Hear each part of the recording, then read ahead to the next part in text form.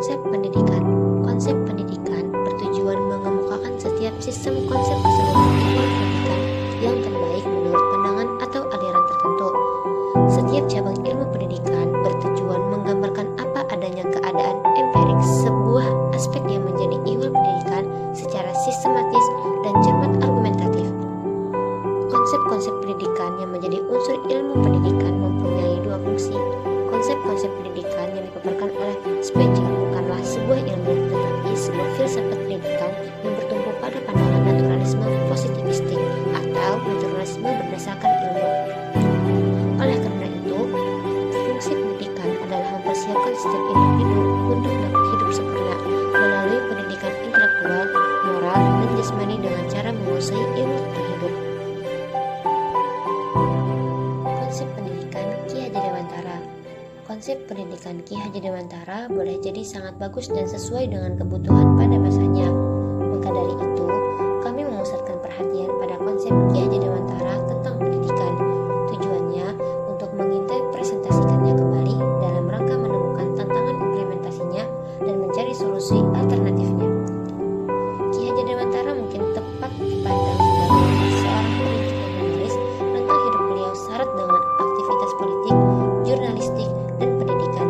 Beliau berambisi untuk membangun dan memajukan dimensi-dimensi kemanusiaan, kecerdasan generasi Indonesia. Berdasarkan konsep asas Ki Hajar Dewantara menegaskan bahwa pelaksanaan pendidikan berasaskan akal pikir manusia yang berkembang dan dapat dikembangkan.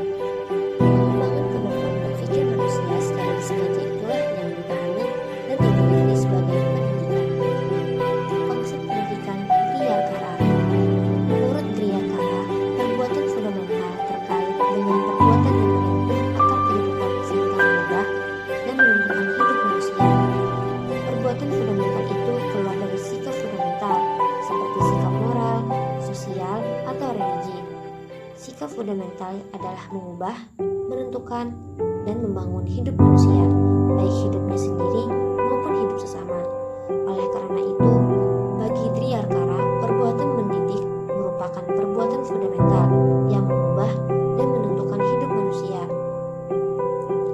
Menurut Griyakara, humanisasi merupakan proses kemanusiaan secara umum, yakni memasukkan manusia dalam lingkup hidup manusiawi dengan memenuhi kodratnya. Maka pendidikan selanjutnya memanusiakan manusianya secara khusus dalam proses humanisasi. Humanisasi adalah perkembangan kebudayaan yang lebih tinggi, seperti tampak dalam kemajuan-kemajuan kebudayaan dan pengetahuan. Konsep pendidikan Paul. Paul adalah salah satu tokoh pendidikan yang diakui dunia karena prestasinya. Dengan pemikirannya tentang pendidikan, Paul mampu mengangkat dunia pendidikan yang sempat tidak membaik, dan masalah kekerasan dalam pendidikan adalah bentuk tindasan.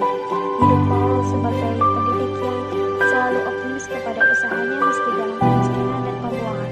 Walaupun hidup di kalangan kelas menengah, Paul sempat mengalami kemiskinan yang bergejolak akibat krisisnya politik yang mengakibatkan kondisi sosial dan ekonomi negara itu dalam kemiskinan.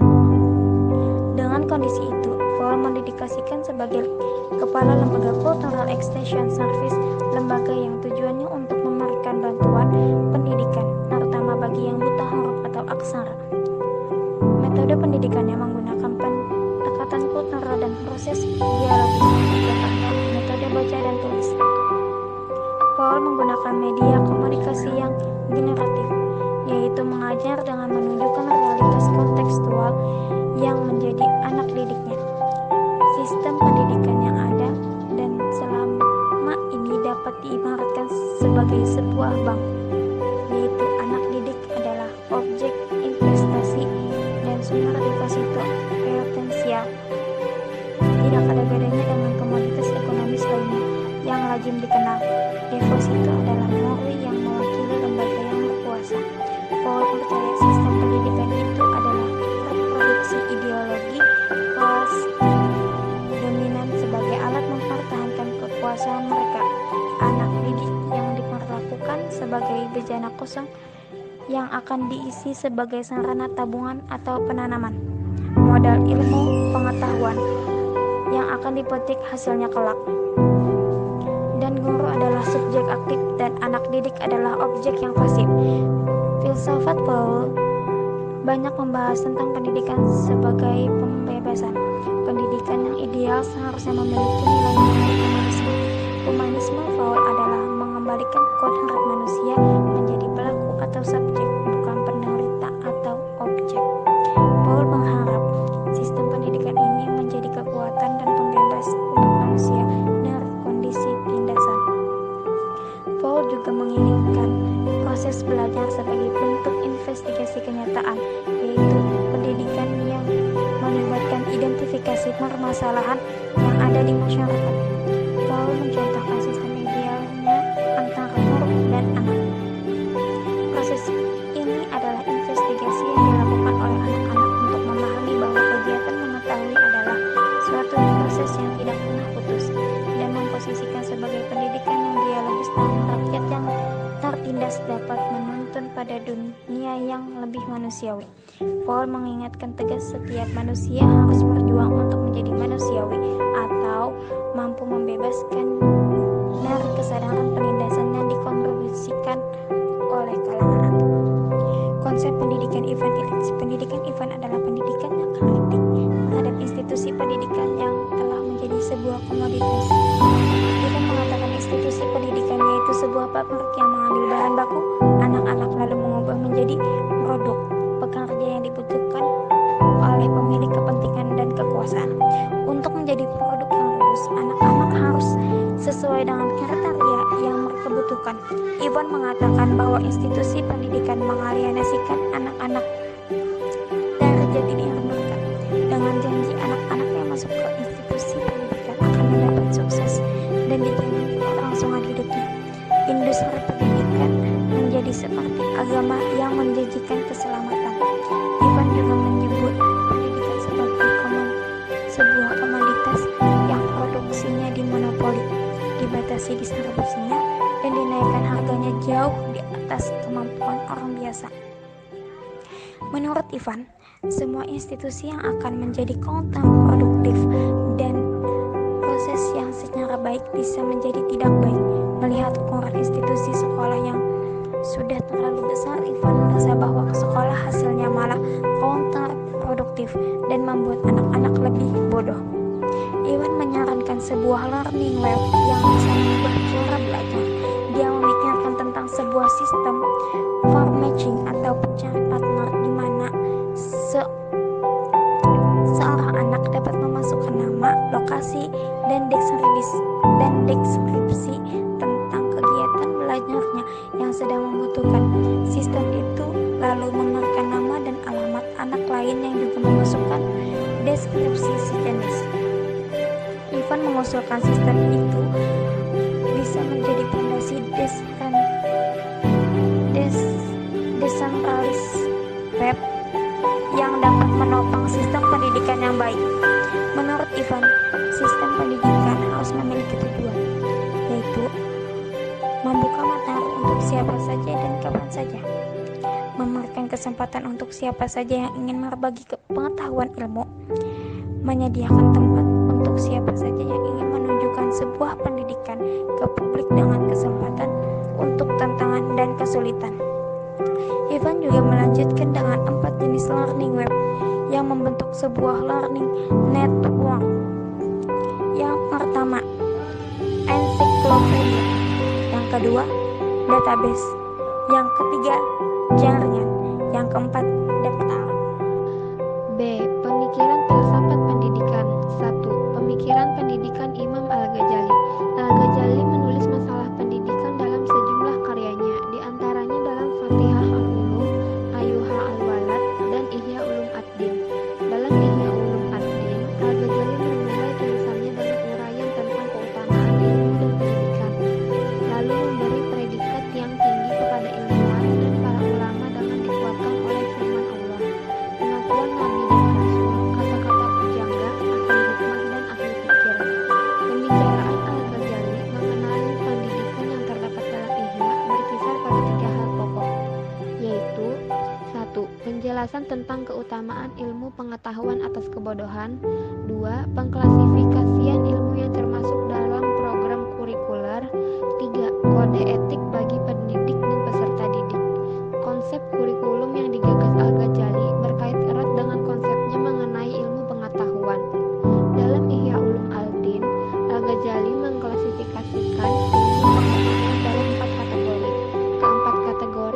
klasifikasi tersebut dapat dijabarkan sebagai berikut. Pertama, ilmu religius dan ilmu intelektual. Kedua, ilmu teoritis dan ilmu praktis. Ketiga, ilmu huduri dan ilmu husuli. Keempat, ilmu fardu ain dan ilmu fardu kifayah. Kedua, pemikiran pendidikan Ibnu Khaldun. Pemikiran Ibnu Khaldun tentang pendidikan Islam tidak hanya mementingkan keagamaan saja, melainkan juga dari segi pemikiran. Menurutnya, keduanya tidak kalah penting. Keduanya harus sama-sama diberikan kepada anak didik. Dalam pandangannya, Ibnu Khaldun telah memahami secara mendalam betapa pentingnya psikologi pendidikan bagi guru-guru, agar dalam memberikan mata pelajaran tidak diberikan secara sekaligus, melainkan diberikan secara bertahap, dari yang sederhana kepada yang kompleks, juga tidak menggunakan kekerasan dalam proses belajar mengajar, serta tidak memberikan hukuman kepada anak didik semaunya.